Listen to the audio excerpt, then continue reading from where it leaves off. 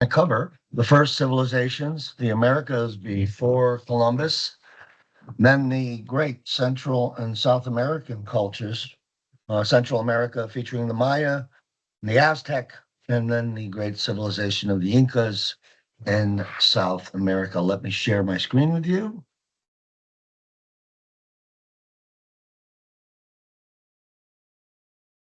First, we'll start with North America and North American migrations. Now, you're gonna a lot of numbers. 30,000 years ago, 20,000 years ago. Well, all the research that I've done, we're going to focus on from 11,000. When I was in school, it was BC, meaning before Christ. Now it's called the BCE, before the Common Era. So, however you want to remember that, that's fine. And I'm really not going to ask you a question about, give you a multiple choice question featuring, which thousands of years ago. That's non-productive. So don't worry about that. Right, using it as a gauge, as a starting point. Let's just stick with 11,000 for the Common Era, or BC, if you prefer that. So you're looking at a map of North America and the diversity. You're talking about 100 million people between North, Central, and South America, 500 nations, 300 languages, just in North America alone. At the dawn of when Columbus will land in the Bahamas in 1492. So we're looking at 11,000 BCE to about 1492.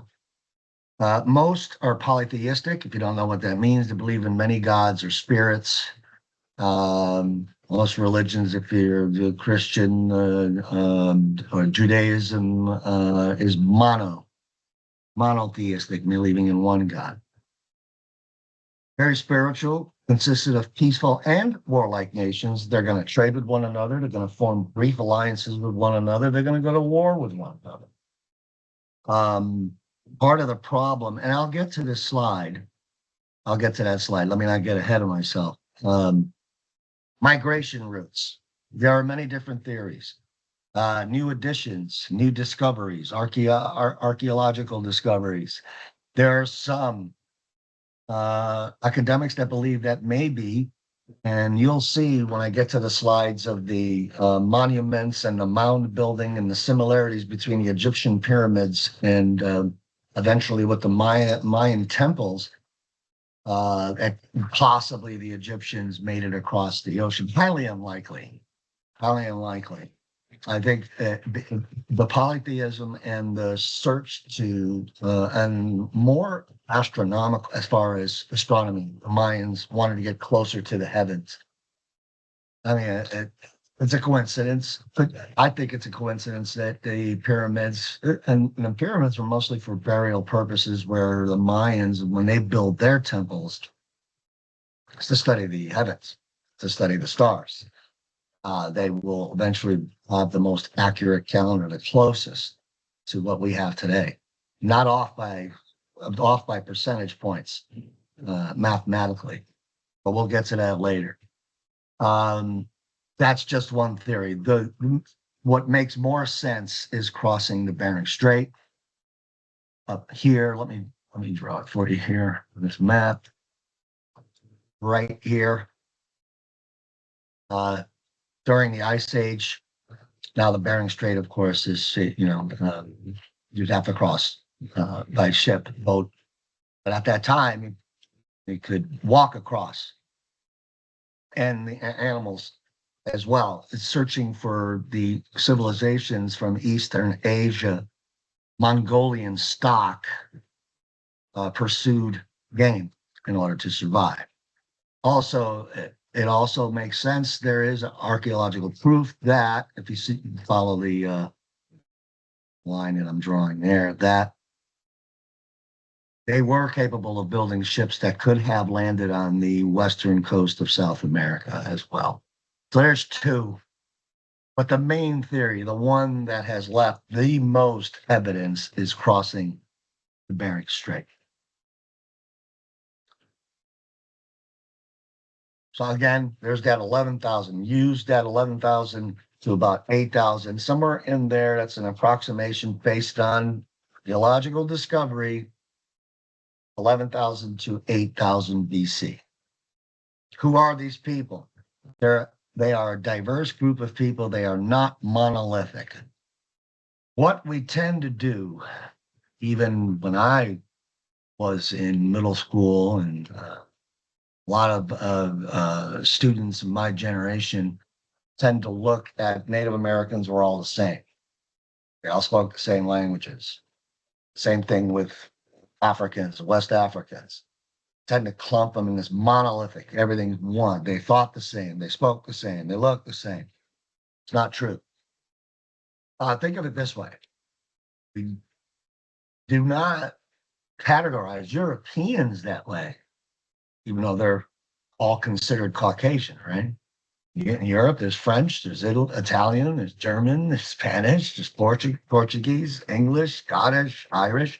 Think of when you look at Native American tribes or African tribes, yes, there's different as those European nations, as I just mentioned, different languages, different cultural aspects with some similarities, of course, but 2,000 separate cultures, several hundred languages, varying physical characteristics. If they were all monolithic, they all look the same, how could they differentiate themselves between each other if they went to war? Here's the migration patterns. The land bridge, glaciers, creating glaciers will lower once the ice age. Temperatures, people talk about climate change. There's no such thing. Well, you're talking, the Earth is several 100 million years old, and there's definite changes in weather patterns. You need to trust the science. I trust the science and the archaeologists made it possible for people to migrate. And when temperatures drop, even changes in fauna, changes in the larger mammals became extinct. The Ice Age, of course, basically killed off dinosaurs, and there's fossil archaeological evidence that dinosaurs existed. So I do trust that science. Now, as far as preparation and taking notes, you might want to begin here with the Clovis people. First American environmental adaptation. More sophisticated style of making fluted blades. I will show you on the slides that come up. There's some skill involved in how they made their spears and their spearhead. They were mobile. They were foraging communities. These are hunters and gatherers. Okay, this is before the agricultural revolution, where civilizations will settle and have a steady food source. At this time, it's not much as far as developing political systems, developing religious ceremonies, because they're not in one place. They continuously have to move and survive, follow their food source, gather food in order to survive. The life expectancy you're looking at between probably 35 and 40 years old. Life expectancy of infants was 50% at the most, because it's constant moving. And every single meal had to be accounted for before they would develop their own ways of preserving food, keeping food, storing food. The agricultural revolution will change all of that. So we're looking at the Clovis people. Okay, take your notes. 11,000 to 8,000 years ago, across the Bering Strait, Mongolian, Eastern Asian stock during the Paleolithic or Stone Age, and they used stone tools and spears. And if you look at this right here, these Clovis points, typical of thousands that archaeologists have found at sites all over the continent. Some date even 12,000, but we're still going to stick between that 11,000 to 8,000 BCE range. These 3 to 6 inch fluted points made effective weapons. And look at the detail. That could do some damage. And this is before, obviously, metallurgy and spears would have metal tips. That would come later. But these stone spearheads could be just as effective. In 1927, archaeologists at Folsom, New Mexico, covered this dramatic example of a projectile point embedded in the ribs of a long extinct species, bison. It's first proof that Indians, Native Americans had been in North America for many thousand years. Origins and reasons for warfare. River systems, trading partners, and rivals. Warfare predated the colonial era. Hunters led small raids on farming communities. Farming communities fought to gain land for cultivation. Highly organized tribal armies and used bow and arrow, and they were pretty much the equivalent of what our sharpshooters would be today. And this slide, I probably should have. This slide would probably come before 12. Should come before 11. I'll edit that for you. Between 8,000, 5,000 BCE, there it is, before the Common Era, agricultural revolution. On that, let me circle that a little bit better. All right.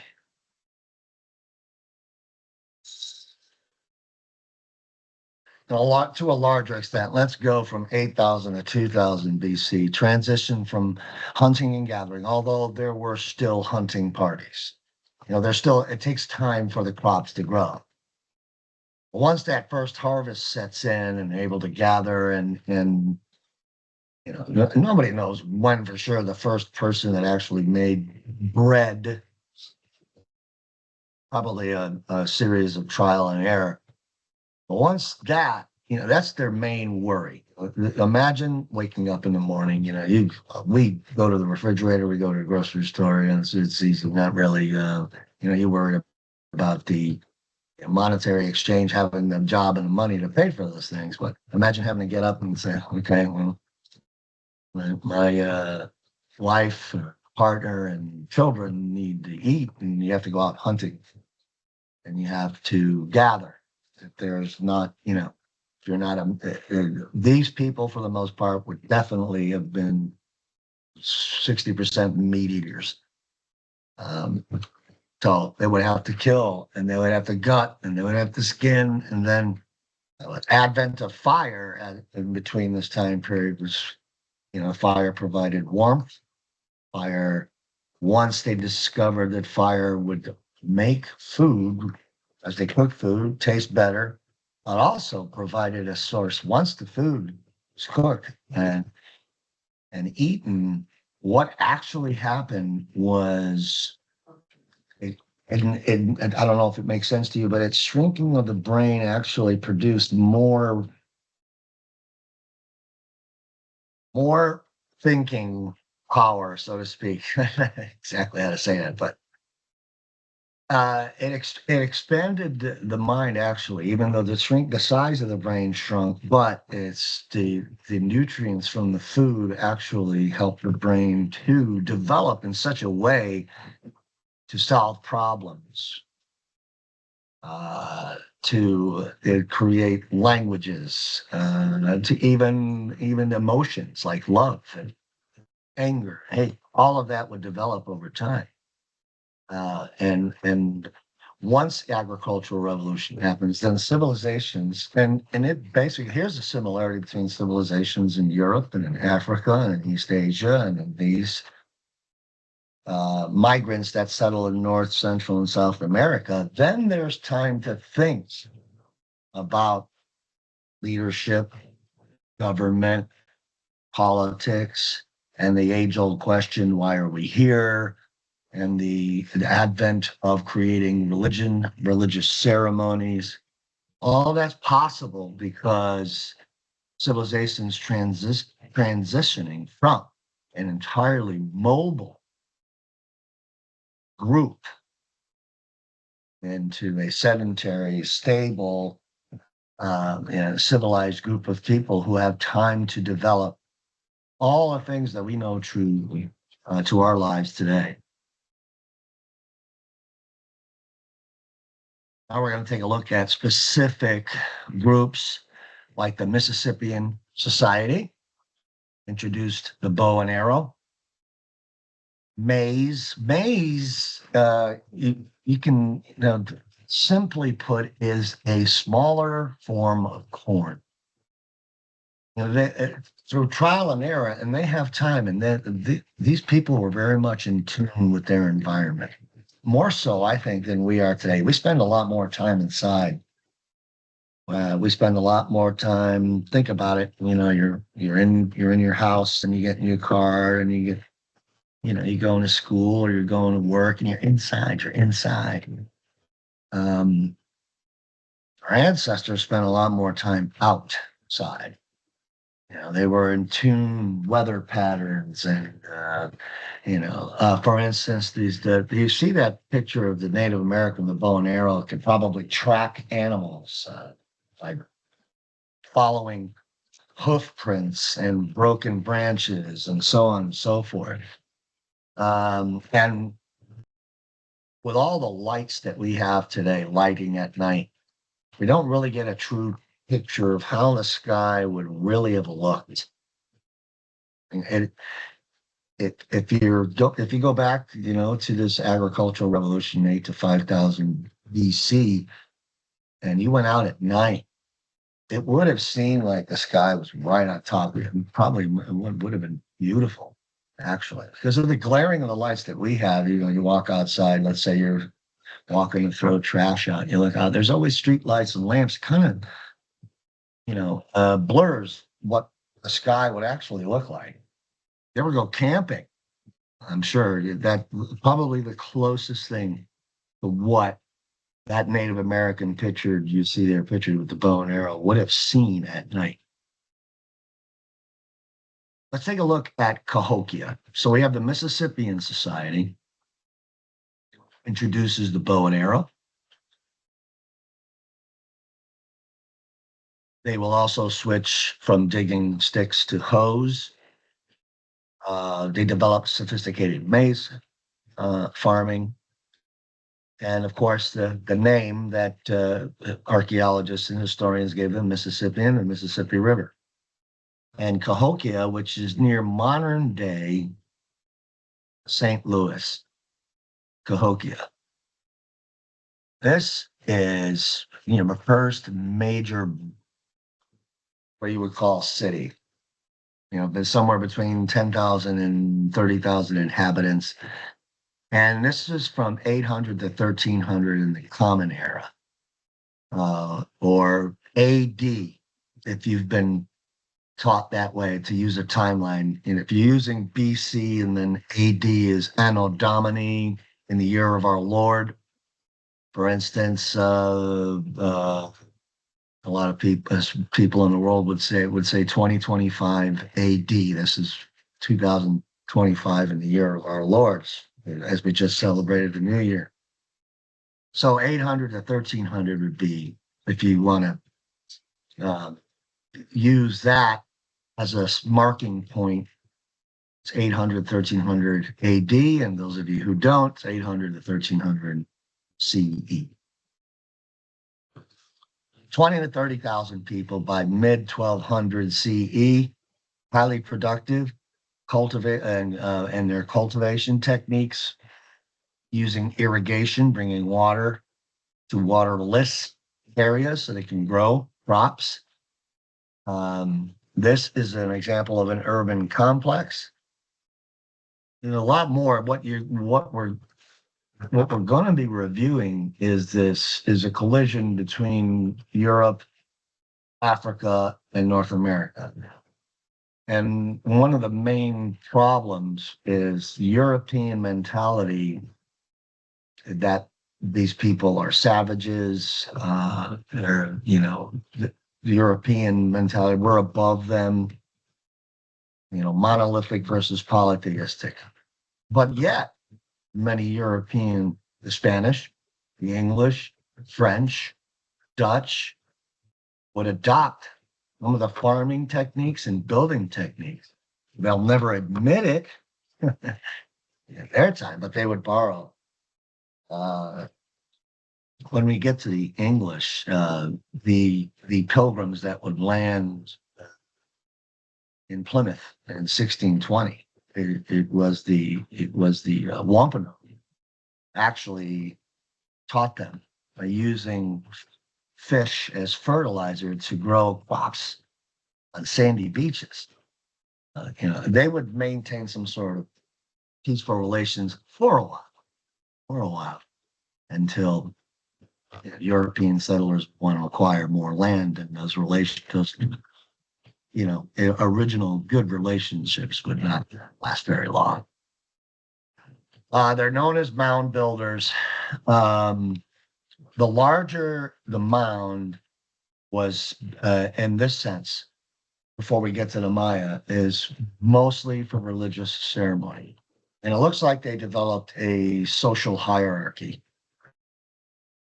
priests, governors, religious ceremony. Whoever built the largest temple had the most wealth and power. Wealth, not in the sense that you think of, millions of dollars in the bank account. The wealth would probably mean, for the most part, the most land growing, the most maize. It's a barter system. Most meat available for storage. They learned how to. I don't know if you've ever had beef jerky or dried fish. They developed these techniques to preserve their food for longer periods of time. So the accumulation of all that would be considered wealth, and goods and services. Maybe trinkets would be considered value. Your first beginnings of wearing jewelry, getting tattoos, body painting, that sort of thing. Also designated rank and power. This is the Great Serpent Mound in southern Ohio. I don't know if any of you have ever been. The shape of an uncoiled snake is more than 1,300 feet long, the largest effigy earthwork in the world. Monumental public works like these suggest a high degree of social organization. In order, first, someone would have needed this to be ordered, to be constructed. So there had to be a level, of rank and skill as well. So, far more advanced than what the early Europeans would view this. Maybe you and I would be in awe because we're looking back on it and looking back at it. But the first Europeans that would see this would probably not consider it to be anything special.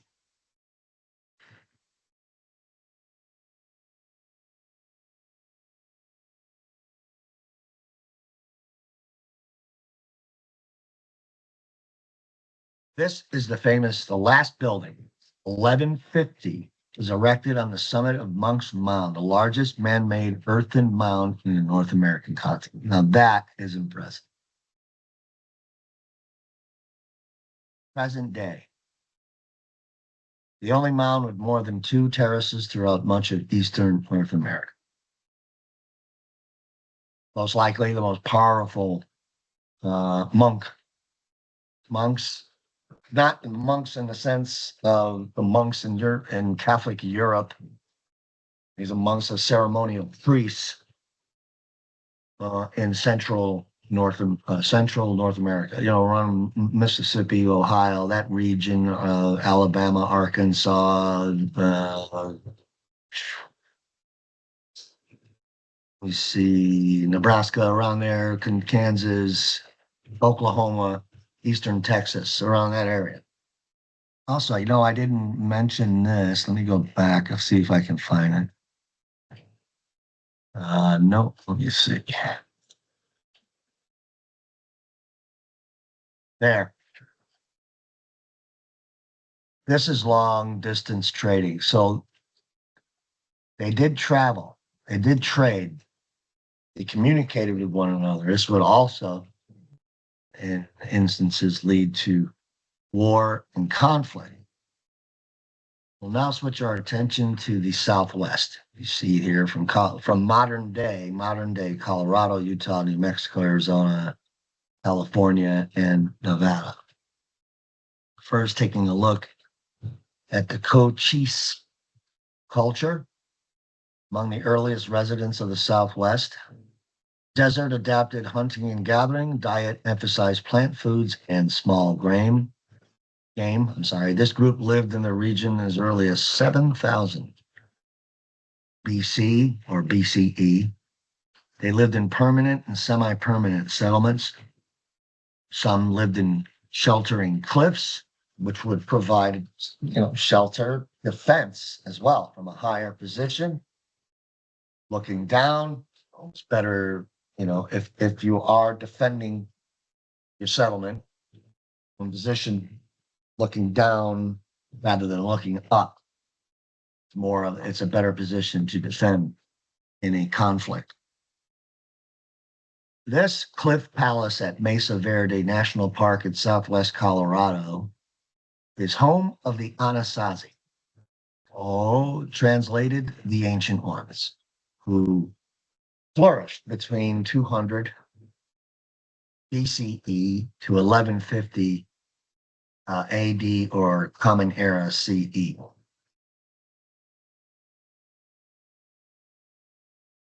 They were a farming culture.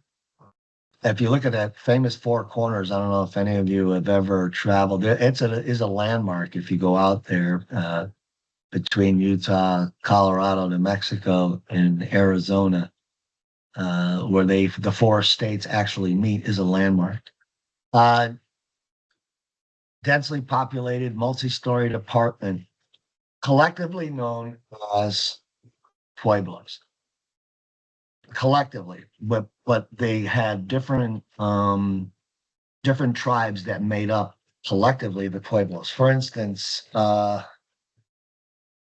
to make this to make you understand, like there's different regions of Italy that include Sicily, southern Italy, and cities and the people speak different dialects. Like there's a different dialect in Sicily, Sicilians as opposed to southern Italians in Naples. Calabria, Romans speak a different type of Italian. And up north, the Milanese or the Genoese, they're considered that. The Pueblos are collectively, as a group, known as the Pueblos, but they have several different tribes that make up, much like what the Aztecs will be as well. The Anasazi declined due to extended drought and the arrival of the Athapascan, who will eventually be known as the Navajo. And the farming culture abandoned dwellings and moved on to be replaced by the Hohokam, who grew maize, beans, squash, even tobacco, and cotton. They would develop one of the first irrigation systems. If you've ever traveled out in the South, what is the modern day Southwest United States? It's a dry, arid desert type. Dry farming or irrigated agriculture, living in villages, Human, Pimas, Pueblos, Athapascans, Navajo, and who developed into Navajo and Apaches. I mentioned that before. Looking at the Southwest, and then they have Eastern tribes, the Eastern woodland tribes. Farming culture in Eastern North America dated from the first appearance of pottery. You're looking at approximately 800 BC to the present. Woodland culture combined hunting and gathering with farming. The dwellings, the native civilization shelters, dwellings where they lived depended on the environment around them. And you saw the Southwest Pueblo using, the adobe. And then you're looking at the Eastern woodlands, well, hence the name woodlands. They're going to use, wood, thatched roofs, live in long houses, on the Great Plains, if they're moving to pursue buffalo or bison, they will live in teepees that are easily, like just like tents. You can, put them up, take them down quickly, and move. The Iroquois nations, probably the most prominent eastern woodland tribes in the legendary Hiawatha. Hiawatha, the Mohawk Onondaga chief responsible for creating the Five Nation Confederacy. Actually, before the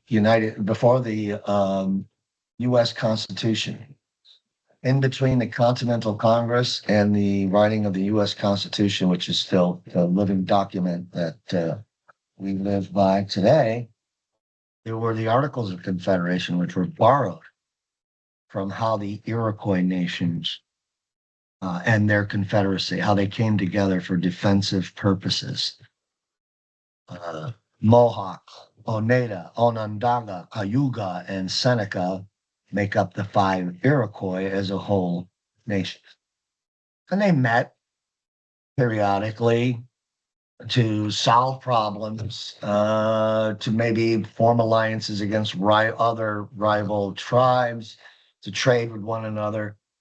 There is evidence that they would come together for festivals and play games, and their children would play games, get to know one another. There were also solved crises within the Five Nations. And as a whole, if there was a threat from outside tribes, they would come together for defense purposes. This is the Longhouse. Could contain from 10 to 15 families. Now, many Native American civilizations were matrilineal, which means that descendants are determined through the mother, matrilineal. So it's not like, in Europe, for most of European civilization, the woman, it's paternal, patrilineal. Woman becomes part of the man's family, takes the man's last name. Not so with the Eastern Woodlands, the man that joins the woman's family. And there is truth. You see that right there. If, let's say, for example, a warrior or hunter of one of the Iroquois tribes was not successful on the hunt, or he consistently not successful, there's a chance that he returns from the hunt and would find his possessions outside the longhouse. And that's basically a divorce. You're done. You trying your best to go out and hunt. Not much out there. It's not an easy thing to do. And you're successful a couple of days, but not so successful for 3-4 days in a row. And you come home, and you see all your belongings outside. That's it. There's really no negotiating. You're done. Trying to go through several different, give you an idea of the diversity. It went from the middle of modern day United States to the Southwest, the Eastern, for the most part, and looking at Texas. South Texas has its own region. The interesting tribe, and there's a lot of this information comes from the first encounters with the Spanish and the conquistadors. The Karankawa, who basically thrived from 1200 to 1850, and through the 1850 well into the first 70 years of the United States. The Karankawa, hunters and gatherers, lived right around what is today Galveston, Corpus Christi. Nomads dug out canoes to fish, hunt sea turtles, collect shells, deer, and small animals. They lived these are wigwams, bottom of the slide.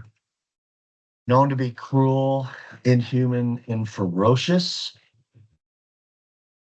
There is evidence that old men and women were killed and they carried off little children. Yes, they were cannibals. Children would be eaten on the way back to the village. They would eat their enemies. The magical powers. It's a combination of between. I think most of it was the spirituality, ceremonial, especially if an opposing warrior or tribesman fought, you know, admirably by eating that warrior, you gain that spirit that he had. It's like a respect among enemies by eating them. I don't necessarily know if it was about starving or not having enough to eat as much as it would be that magical, ceremonial, religious, spiritual aspect of that. The Coatlicans also lived as nomads, southern coast of Texas, inland from the Rio Grande to San Antonio, modern day San Antonio. Food included deer and rabbit. Women gathered nuts, berries, lizards, cacti, insects, and roots. The Coatlicans would, again, if you look at the dates well through before Spanish encounter, and through the development of the United States into 1825. So being that the Karankawa and the Coatlicans lasted so long, we're able to get a better picture in history of how they live and were absorbed. At times, the Coatlicans, being nomads, were so hungry they would even eat whatever they would find that was unusual. They find a way to get warm, hunt animals to eat. They would eat figs on their way back, and when they celebrate, they dance all night long. This is a cabeza de vaca, a Spanish conquistador. This is from his own journal and translated from Spanish into English. La Relación, from the memoirs of Cabeza de Vaca. In the southeast, the Cherokees, the Chickasaws, Catawbas, Creeks, Choctaws, and the Natchez, Timucuas, and Calusas. In the southeast, more of a mild climate, short winters, long summers. We live in the southeast ourselves. Large populations lived in villages and towns ruled by chiefs. The region is home to the Choctaw, the Chickasaw, the Creeks, and Cherokees. These groups would be, and they would probably have, we're looking at the southeast, the Atlantic coast to New England, down to the Gulf of Mexico, Texas, and the Southwest. Native Americans that mostly came in contact with the first European settlements. And the Mayas, of course, the Aztecs and the Incas, decimated by the disease. They did not have immune systems that could fight, especially smallpox, would be the deadliest. These tribes suffered. In the first 100 years of European encounter, there were 100 million Native Americans, approximately 100 to 150 million living in North America, Central America, South America. And in the first 100 years, the population dwindled to about 20 million. So you're looking at 80 million over 100 years. And most of it was not due to conquest and warfare, it was due to the disease.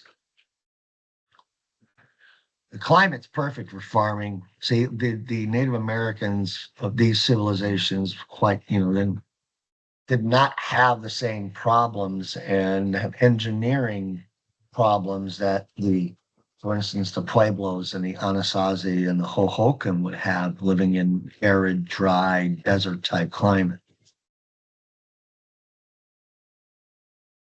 So you're looking at, as we close out, just a brief description of some different native civilizations in the regions of North America. It's not that Columbus did not discover a new world; he brought two worlds together. Europeans too often misunderstood or ignored the complexities of Native American cultures they encountered. That's going to be the source of the original conflict between, again, what will happen. And we'll get to that, mostly chapters 2 and 3, European encounters. The whole controversy over Christopher Columbus will take a more objective look on both sides and really analyze Christopher Columbus and his legacy.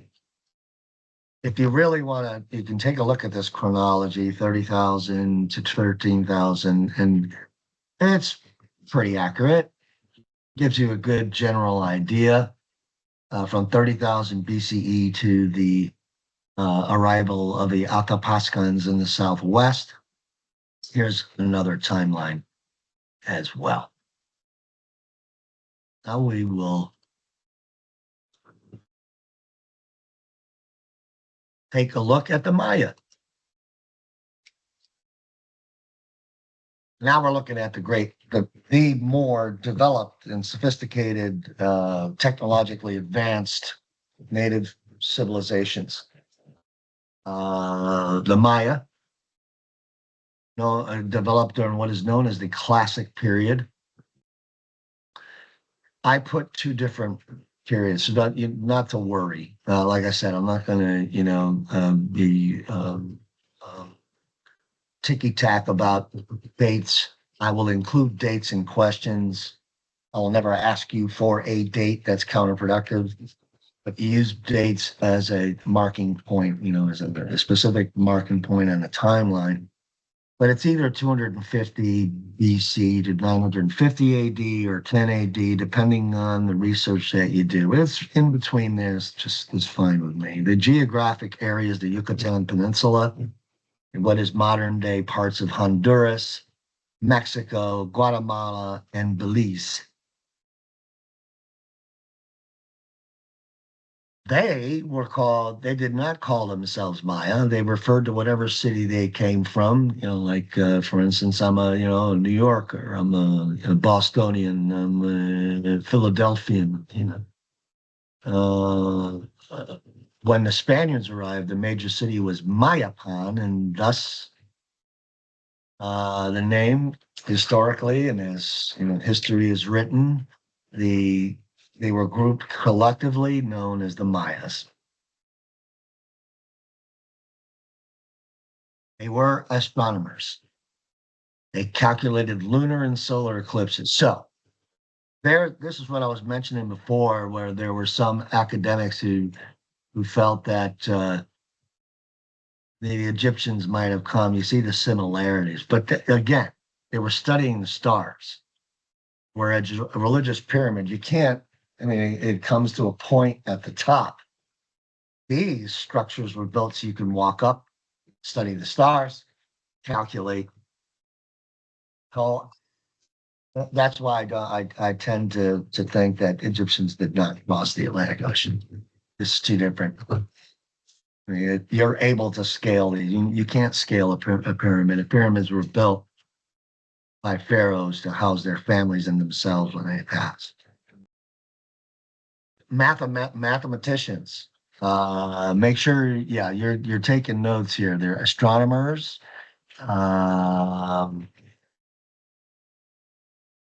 Recognize the zero. They were ahead as far as even ahead of the Romans. 4 to 5,000 miles away, and the monuments the Romans built, the engineering. That's very impressive, technologically advanced. The Colosseum, the aqueducts, but the Mayans had the concept of zero. Other difference, one development the Romans were ahead of is they could build arches. They understood the engineering of building an arch where the Mayans couldn't. See, their doorway is a square. Romans could build arches. And there's a great shot, the temple. That is definitely used to study stars and to develop calendars. The Mayan economy is based on salt, obsidian, jade, cocoa, which is brought back. Eventually, it would be coffee. Coffee would be introduced. We're going to talk about what's called the Columbian Exchange, what the Europeans brought to the Americas and what Europeans took from the Americas and brought back to Europe. Obsidian is all as the Aztecs will use it in their sacrificial knives because the Mayans basically got incorporated into the Aztec Empire. But obsidian, even to this day, there are surgeons who prefer to use tools made of obsidian rather than steel. Trade, or what you call it, bartering system: jade beads, cocoa beans, melon seeds, axe heads, tropical bird feathers. The Mayans did have medicine for ulcers and gastritis, for sores, the mouth. They could treat diabetes, hypoglycemia, blood sugar, which is a blood sugar stabilizer, and even diarrhea, traveler's tonic. Take 3 tablespoons every hour for as long as condition persists. They played a deadly game known as Pocketalk. Children played for fun. Sometimes, if there was conflict with neighboring tribes or families, they would decide to play this game called Pocketalk. Played on an odd-shaped field. Object of the game was to move a hard rubber ball without the use of hands or feet. You had to use your hips through a hoop that was ingrained into the wall. Losing team, if they discussed the outcome, what the winner would get and what the loser would get before the game was played. But sometimes the winning team, the losing team, even the winning team might be sacrificed. It depends on how they had to work out the conditions before they play the game. There's a better look. You see, it's being revived in Mexico. Not the circumstances of having to be sacrificed if you want to lose. It was for fun, but I don't imagine how hard it is to get that rubber type ball through the hoop. That's pretty. That's up pretty high to get it to bounce and go through that hoop. I'd imagine scoring was low. That's a better look. You can see the hoop right here. So they're on the field here, and they're trying to bounce this through that hole. Of course, as I mentioned before, hundreds of years before or 1,000 years before the advent of the agricultural revolution, and civilization becomes sedentary and stable, and social order is created, religious ceremonies are created, government politics and governing rule is created. So here the Mayans did have a social pyramid. Greece, you'll see it. In the Maya, you'll see it with the Aztecs, you'll see it with the Incas are at the very top. There is a mystery as to what happened to the Mayans and why, if you look at right around between 950 and 1190, there, evidence of what they left behind sort of disappears. There are several questions: natural disaster, abandoned commercial and religion sites, invasion and assimilation. And that's what I believe right here. They were invaded by the Aztecs and assimilated. We do get information. The Spanish conquistadors often were accompanied by bishops or priests from the Catholic Church from Spain. Bishop Diego de Landa is best known for two reasons. He thought the Maya books, what he discovered, books were inspired by the devil, so he had them all destroyed. Thank you, Diego. He was supposed to be a learned man, but because he felt that the Maya were inspired by the devil a lot more. We could have grabbed a lot more information about the Mayans, but second, he did recognize his mistakes several years later, returned to the Yucatan and wrote Relación de las Cosas de Yucatan. And this is based on the 3 Mayan books that survive. A lot of the information is off, but we could have had a lot more if he initially, well, at least he had a change of heart. Right? In conclusion, the Mayas were expert astronomers, great mathematicians, good architects, though were not able to complete the arch, active merchants, knowledge of medicine, developed forms of leisure. Society was socially stratified, and most likely, I put unknown demise, most likely, which means we're not 100% sure, most likely they assimilated into the Aztec. It makes more sense if you look at the geographic area. You can take some, estimates.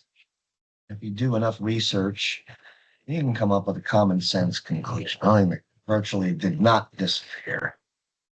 Wherever they would have gone, if they abandoned, they assimilated somewhere. But collectively as a group, they did not stay together. That's for sure. So there's factually, they did not stay together. And factually, combined with common sense, is they assimilated. They didn't just completely disappear. So let's take the look at the Aztecs and the Incas. Right around the same time period. I'm speaking of the Aztecs and the Incas, right around the same time period. But the height of the Aztec Empire is 1325, as I mentioned, and you see it geographically on the next slide. And 1521 marks the date that Hernan Cortez would, and the Spanish would destroy and take complete control. And it'll happen 10 years later in South America under Francisco Pizarro. It is known as the Chichimeca period, people of the Valley of Mexico. So if you remember, let me move this out of the way here. Okay. Yucatan Peninsula is right around here. So look at the close proximity. It would make more sense that the Mayans, oops, I didn't mean to move that. The Aztecs originated from somewhere north or northwest Mexico. They themselves referred to themselves, as Mexica or Tenochca. Mexica, obviously, you can see will later be called Mexico, the descendants of the Aztecs. They were small, nomadic, Nahuatl speaking, aggregation of tribal peoples on the margins of Mesoamerica. The major city that they would build, which mesmerized it, Cortez, when we get into the Spanish conquistadors later on, but it's relevant because his observation, the Spanish and the 300 men that he was with when he was welcomed into the city and meets Montezuma, they were mesmerized. This is actually one of the first times actual respect for what they had accomplished and what they built. The Tenochtitlan, name of the city. And according to legend, the gods had advised the Aztecs that the place where they should establish their city was to be identified when they saw an eagle perched on a prickly pear tree devouring a serpent. According to legend. And wouldn't you know, modern Mexican flag, has the eagle perched on a prickly pear with a snake in its mouth in remembrance of their Aztec ancestors. This model city, the diorama of Tenochtitlan, this is what Cortez, and this, the Temple Mayor, breathtaking. Uh, this temple specifically here is where Aztecs, between the Aztecs and the Incas, the Aztecs were the epitome of human sacrifice, and that's the temple where that ceremony would occur. Huitzilopochtli. Tough to pronounce. You sit there, go in the mirror and pronounce Huitzilopochtli. Spell it too. I'm not going to ask you to spell it. Don't worry. Just recognize it. And Tlaloc, the rain god. So you had the war god, and the sacrifices took place here. The Montezuma is not, I mean, there's speculation when Hernan Cortez, he rides on a horse. They thought it was a god. We're not for sure. It wouldn't, put it this way. It wouldn't take long for Montezuma to realize that Cortez was not a god and the Spanish were not gods. Yeah, he wasn't, he didn't become Montezuma and the emperor for nothing. However, it was a little naive thinking, but he wanted to impress his guests. A little naive thinking that, though he did, or put it this way, he underestimated the greed of the Spanish. Because he noticed their eyes lit up. Gold to the Aztecs was used for, fashion, maybe status. But, the emperor of the Aztecs and the emperor Atahualpa of the Incas it would be confused as to why is there a problem with, what is so fascinated by gold? In any event, Montezuma would guide, kind of, showing his guest Cortez around, and he led him up into Huitzilopochtli's temple here. And before the Spanish had arrived, it was a recent ceremony of sacrifices, and the sacrifices went on all day long. Inside that building are like, if you are built in on the sides, built-in storage cabinets, so to speak, made of stone. And when Cortez entered, he noticed he could smell the smell of blood. He smelled blood. Yeah, and he's looking around, and what is that? And these containers, okay, not cabinets, but containers, I'd say. That's a better word for it. These containers were full of human hearts. To Cortez, that was an abomination. That, not only for the acquisition of gold, but whoa, being Catholic, and that was just an abomination. And a lot of that, conflict, different religions. I don't think Cortez would have ever been able to accept that. It's an abomination. These are man-made causeways that led. There was 3 ways in. Causeways here, causeway here, causeway here.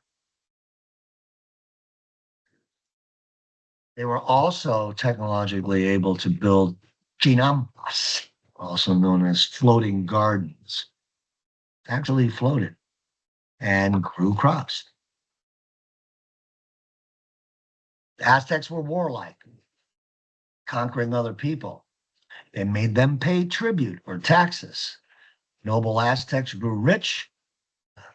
And so there were, if you look at the neighboring tribes, the Aztecs as a whole, with Tenochtitlan as I want to take a look. Okay, these outlying tribes would have to pay tribute. Later on, again, when we talk about Spanish conquest, The one disease is a factor, yes, but another factor that allows Europeans to dominate the native civilizations is the fact that Native Americans did not come together as one people thinking that their civilizations, their way of life are going to be destroyed by Europeans. They didn't think that way. These neighboring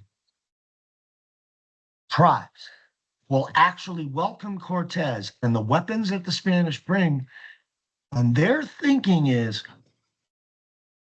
these guys can help us finally get rid of the Aztecs.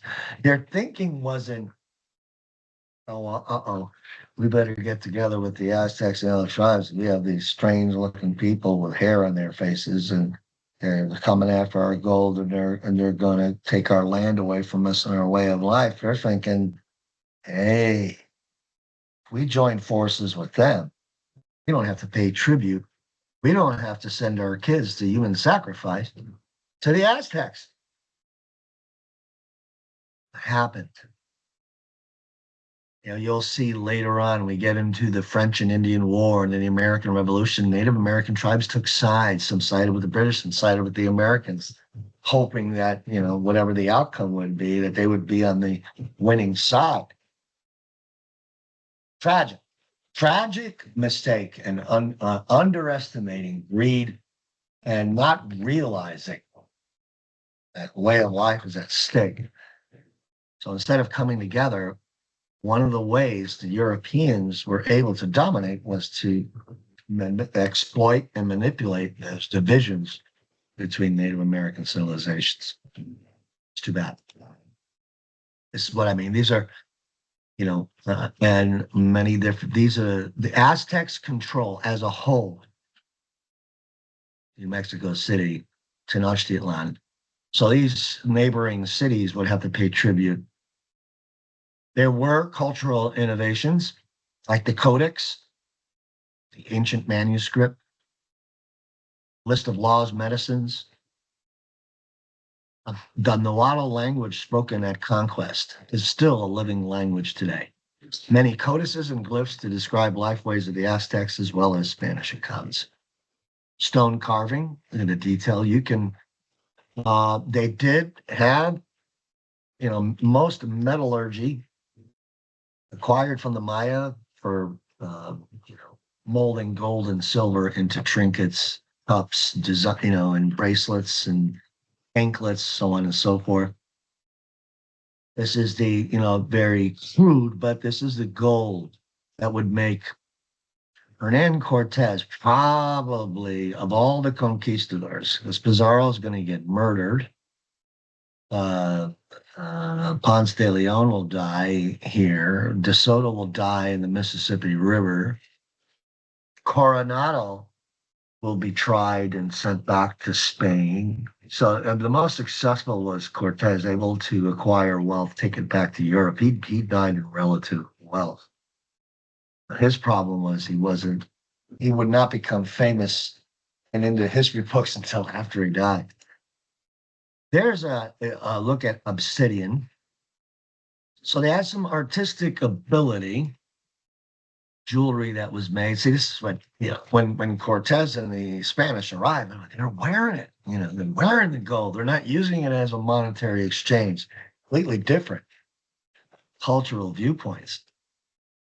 The Spanish would probably think, rip it right off your ear, take it right off your neck. Neither one, the Spanish couldn't understand how, because, since Rome and civilizations and the Persian Empire, gold coins were used as exchange. Well, here, they're wearing it. Interesting. Market days, Aztec markets, Tlatelolco. Market days were held once each 5 days, reflected community craft. Slaves were traded. Slavery, yes, existed. When we get into the African slave trade, I will give you a review of the history of slavery, the different types of slavery that existed before what the Dutch, English, and Spanish are going to make it into chattel. It's known as chattel slavery, the actual apprehending, holding captive, and then selling into bondage for the rest of your life type of slavery. It's a different type of slavery, but I'll get into that. If you're interested in Bernal Diaz de Castillo, he joined Cortez on his expedition. At the age of 70, he wrote his true history of the conquest, but keep in mind, it is one of the best accounts, however, that he wrote it 40 to 50 years after the conquest, and its purpose and style betrays some of the biases that appear in the so-called truthful history. So, you have to take that into account. The Aztecs did have a social pyramid much similar to the Maya. Montezuma, in this case, priests and noble families. Montezuma was not what would be considered. He's not only the military emperor, but he's so you combine it into two. Combine the two into one. He's both the leader of the religion and he's considered a god. But he's also, emperor. Divine king or ruler of Aztec. Much like the kings of Europe for many centuries were thought to be divine, anointed by God to rule. Cities were religious centers. Sacrifices were important. There is Huitzilopochtli, the temple to the war god. Sacrifice was important, very much polytheistic. Usually children or prisoners of war were sacrificed. Again, those surrounding cities that would greet Cortez were tired of giving up their children to be sacrificed to the Aztecs. This is look at the detail. It's an Aztec sacrificial knife, and that's very, very, very sharp. Like I said, surgeons today prefer those type of instruments. People believe they owed a blood debt to the gods, terrified enemies. This, if you want to just read through the different types of sacrifices. In the end, they built floating gardens called Chinampa, studied astronomy, created a calendar, built bridges and canals, and had a complex writing system. And get more notes when we get into the Spanish conquistadors. Definitely take notes on Montezuma and then the Incas with Francisco Pizarro and Atahualpa. Taking a look at the Incas, South America, you're looking at basically Peru and Chile, the largest of the empires, native civilizations, definitely the Incas. Cusco, the village in the Andes Mountains, looking at around the same time, maybe a little bit before the Aztecs, but they were thriving at the same times. Picturesque, that's just beautiful. Famous, I don't know if any of you have been to Machu Picchu, ancient Incan citadel set high in the Andes Mountain in Peru, built in the 15th century and later abandoned. Renowned for its sophisticated dry stone walls. Its exact former use remains a mystery. Very similar. Now, living high in the Andes Mountains, they were excellent. They had to farm using terraces. They were builders, managers. There's an example of roads. They would develop a messenger system of runners, which is pretty astounding. They would build aqueducts.